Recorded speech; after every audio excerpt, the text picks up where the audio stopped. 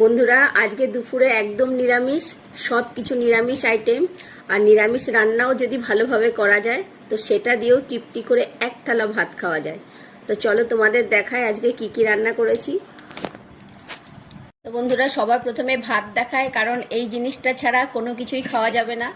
দেখো, এই যে ভাত, সাদা ভাত, এই যে পটল ভাজা, আর এখানে আছে দেখো মটর ডাল, আম দিয়ে টক ডাল। আর গরম পড়ছে এখন, তো এই টক ডালটাই দারুণ লাগবে খেতে, শরীরের পক্ষেও ভালো খাওয়া আর খেতেও খুব ভালো লাগে।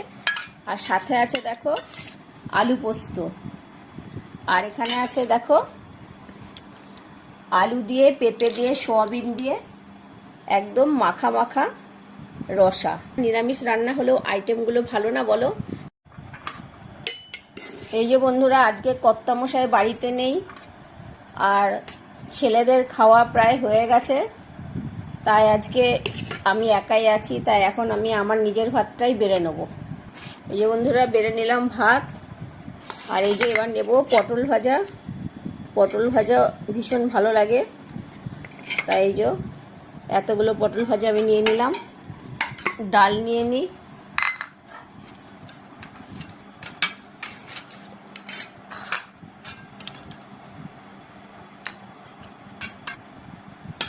খুব বেশি টক হলে আবার খাওয়া যায় না, তাই আম খুব বেশি দেইনি। আর এবার নেব সয়াবিন আলুর তরকারি।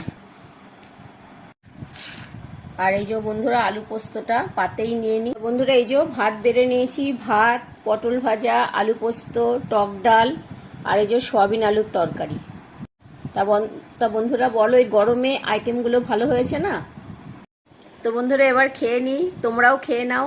দেখা হচ্ছে পরের ভিডিওতে। টাটা।